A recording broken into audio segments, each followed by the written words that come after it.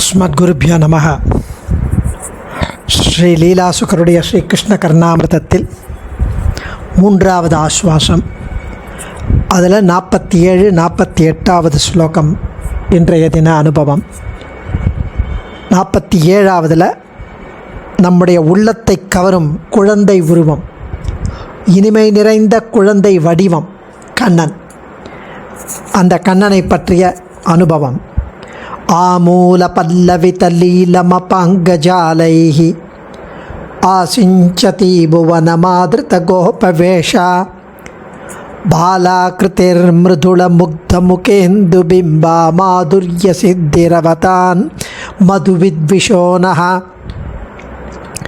ஆமூல பல்லவித லீலமபாங்கஜாலைஹி ஆசிஞ்சதி புவன மாத்ருத கோபவேஷா பாலாக்ருதிர் மிருதுள முக்த முகேந்து பிம்பா மாதுர்ய சித்திரவதான் மதுவித்விஷோனஹ. மது என்ற அரக்கனை கொன்ற மகாவிஷ்ணுவின் திரு அவதாரம் இந்த கண்ணன். மது கைடபர்களை கொன்ற மகாவிஷ்ணு, அவருடைய திரு அவதாரம் இந்த கண்ணன். அவனுடைய சின்ன குழந்தை வடிவம் மிகவும் கவர்ச்சியானது. அது அந்த நாராயணனே மிகவும் விருப்பப்பட்டு எடுத்துக்கொண்ட இடையனின் திருக்கோலம்.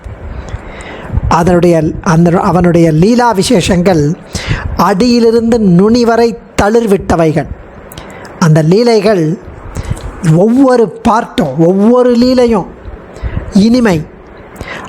அவனுடைய கடைக்கண் வீச்சுகளினால் புவனங்களை திளைக்கச் செய்தது, உலகத்தை மகிழ்விக்கச் செய்தது. அவனுடைய மதிமுகம் மென்மையாகவும் எழில் கொஞ்சியதாகவும், கொட்டும் அழகு, கொள்ளை அழகு, இனிமை நிறைந்தது. அப்படிப்பட்ட கண்ணனின் குழந்தை பருவ வடிவம் அடியார்களாகிய நம்மை ரட்சிக்கட்டும் என்கிறார் சுவாமி. ஆமூல பல்லவித லீலம், வேரிலிருந்து தளிர் விடுவது வரை போன்ற பால லீலை உடையது. ஒவ்வொரு ஆக்ஷனும் லீலை. அபாங்க ஜாலை, கடாட்சமாகிற நீர் தாரையால் புவனம் உலகத்தை ஆசிஞ்சதி நனைக்கிறான் அவனுடைய கட்டாட்சத்தால். ஆதிர்த்த கோபவேஷகா, இடையன் வடிவை விரும்பி ஏற்றுக்கொண்டான். மிருதுள முக்த, மிருதுள மிருதுவானது, முக்த அழகியது, முகேந்து பிம்ப சந்திரமண்டலம் போன்ற முகத்தை உடையது. மதுவித் விஷகா, மது என்னும் அசுரனை சம்ஹரித்த விஷ்ணுவனுடைய அவதாரம் கிருஷ்ணன். மாதுரிய சித்திகி, இனிமை நிறைந்த இருப்பதான அந்த கண்ணன். பால ஆக்கிருதி, அவனுடைய குழந்தை வடிவம். நகா, நம்மை. அவதாத் காப்பாற்றட்டும் என்கிறார் சுவாமி. அந்த கண்ணன் அவதாத், நம்மை காப்பாற்றட்டும். இப்படி சொன்ன அடுத்த ஸ்லோகத்தில் அவனுடைய திருவடிகளின் சௌந்தரியத்தை அனுபவிக்கிறான். சிலம்பலிந்த கண்ணன் திருவடிகளை தியானிப்பாய் என்கிறார் சுவாமி.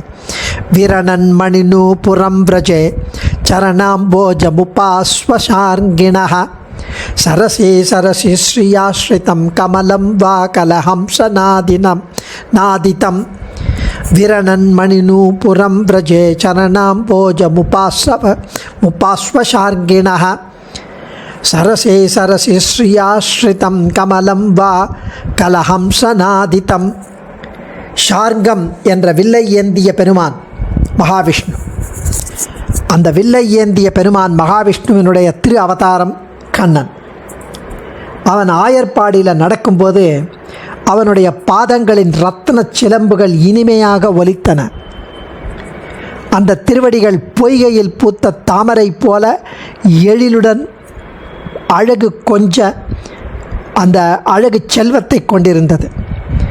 அவைகளின் அடிவைப்புகள் ராஜஹம்சங்களின் இனிய ஒலிகளை எழுப்பின. அந்த சலங்கை கட்டின அந்த திருவடி வைப்புகள் ராஜஹம்சம் போல இருந்தது. இப்படிப்பட்ட பாலகிருஷ்ணனின் திருவடிகளை அடியார்களாகிய நீங்கள் வழிபடுங்கள் என்கிறார் சுவாமி. விரணன் மணிநூபுரம் பிரஜே சரணாம்போஜ முபாஸ்வசார்ங்கிணஹ சரசே சரசி ஸ்ரீயாஸ்ரிதம் கமலம் வா கலஹம்ச நாதிதம்.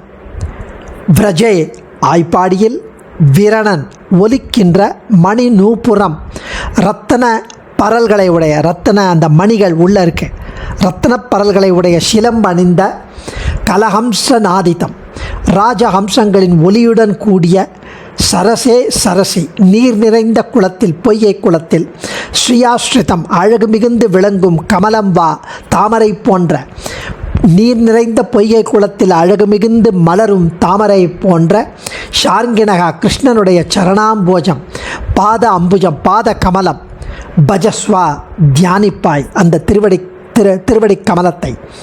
ஆய்ப்பாடியில் ஒலிக்கின்ற ரத்தின பரல்களை உடைய சிலம்பணிந்த ராஜஹம்சங்களின் ஒலியுடன் கூடிய நீர் நிறைந்த குளத்தில் அழகு மிகுந்து விளங்கும் தாமரை போன்ற அந்த கண்ணனுடைய பாத கமலத்தை தியானிப்பாய் என்கிறார் சுவாமி. ரொம்ப ஆச்சரியமான ஸ்லோகம். அந்த வில்லை ஏந்திய பெருமான் மகாவிஷ்ணுவனுடைய திரு அவதாரமான கண்ணன் ஆய்ப்பாடியில் நடந்தபோது அவனுடைய பாதங்களில் இரத்தன சிலம்புகள் இனிமையாக ஒலித்தது. அந்த திருவடிகள் பொய்யை பூத்த தாமரைகளின் எழிலை கொண்டிருந்தது. அவைகளின் அந்த அடிவைப்புகள் ராஜஹம்சத்தின் ஒலியை எழுப்பிது. இப்படிப்பட்ட பாலகிருஷ்ணனின் திருவடிகளை அடியார்களாகிய நீங்கள் வழிபடுங்கள் என்கிறார் சுவாமி. அடியேன் சர்வம் ஸ்ரீ கிருஷ்ணார்ப்பணமஸ்து. தன்யோஸ்மி.